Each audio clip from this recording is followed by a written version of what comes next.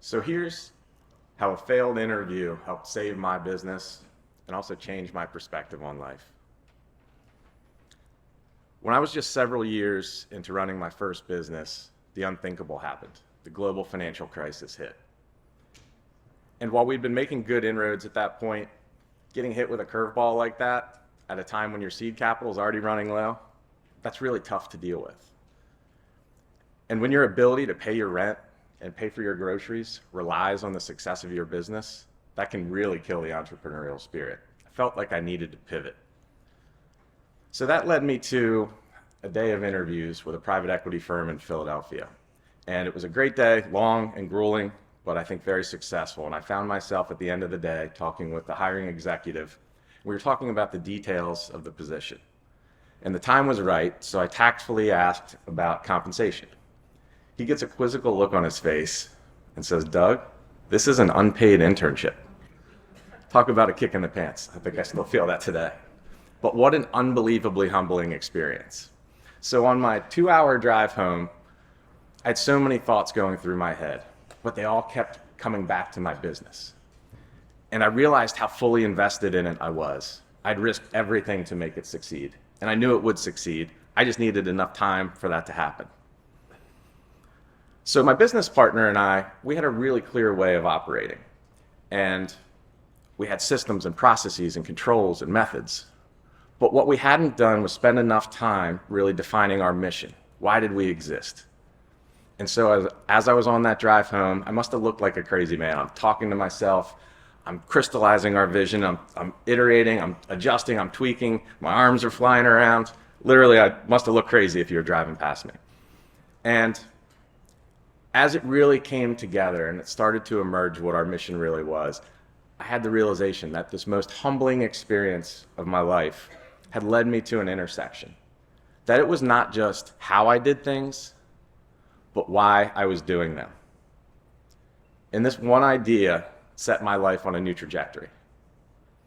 And so I'm here to share how we can frame so many of the things that we run into in business and in life with this one concept, and that's the power of the and. And it really is all about finding your intersection. So I think the first time I started really thinking about this was early in my career. I was in a corporate strategy role, and I had the great fortune of working with one of the world's leading management consultancies. And they introduced me to a concept, MISI, or mutually exclusive, collectively exhaustive. In this framework, says that every outcome must be classified, but an outcome cannot be in any more than one classification. So you've got to be in a bucket, but you can't be in two buckets at the same time. And this is a really useful framework for critical thinking, for problem solving, for analysis. But there was something about it that just didn't really hit home for me.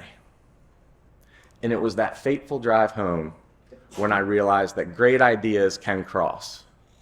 Great concepts can intersect. You can have this, and you can have that. There is remarkable power in the and. Now, many people think that the world's most successful companies, the biggest, have the most profits. And yes, profits are a result. But I think if we look at the DNA of some of these world's most durable companies, we'll find a very important intersection.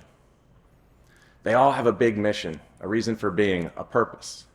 And they have a way they're going to do business, a purpose and a way, a purpose and a way.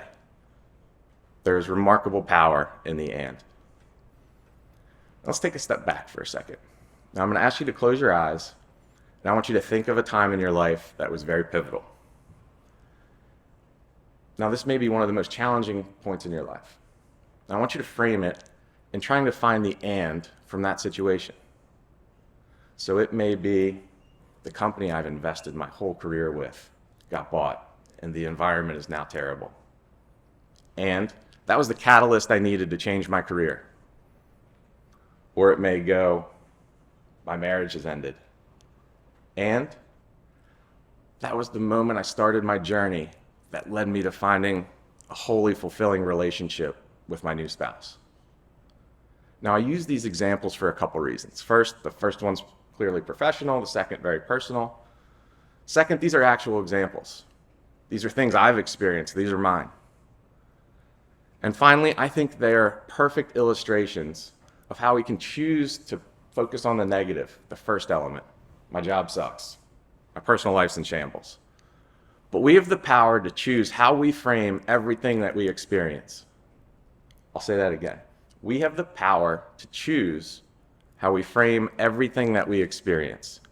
So it's not the company I've invested my whole career with got bought, the environment sucks. And this is an opportunity to explore new things. This is an opportunity to find a new path, to go back to school, to start a new business. Now, I'm not suggesting any of these things are easy. They're not.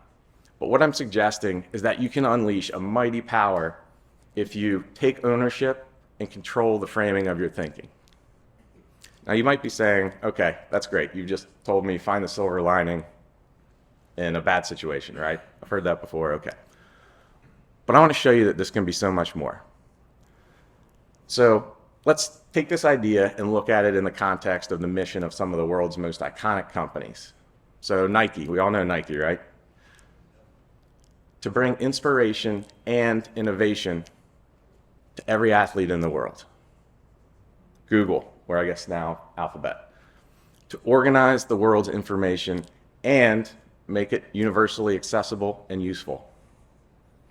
Facebook, now Meta, I guess it's cool for everybody to change their name. But to give people the power to connect and build community and bring the world closer together. In real estate, we help investors build wealth, and we do that by creating places people want to be. Today, I chose this jacket because I was looking for something comfortable and slimming, hopefully.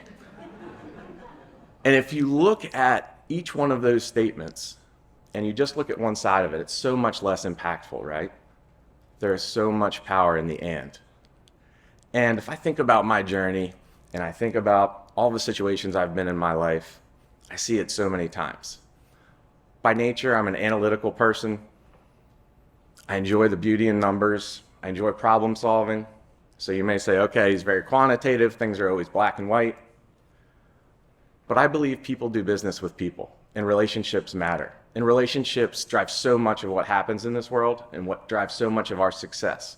So I look for that intersection where I can take my analytical skill and have the energy, the collaboration, the enjoyment that comes with building deep personal relationships. And that's really fueled so much of my success. And so when I drill down into what this really means, it comes back to just asking one simple question. And? So you may be here to find an idea, a key takeaway, a concept, something that you can apply in your business or your personal life. Well, you know it's coming. And what a great opportunity to connect with people that can become great friends, mentors, co-founders. We each have to find our own and. And as you're looking for that intersection of purpose and method, of art and science, of finding the win-win in a negotiation, of self-improvement and helping others, just remember, it's remarkable the power of the and. So I thank you, and I thank TEDx for giving me the opportunity to capture my and today.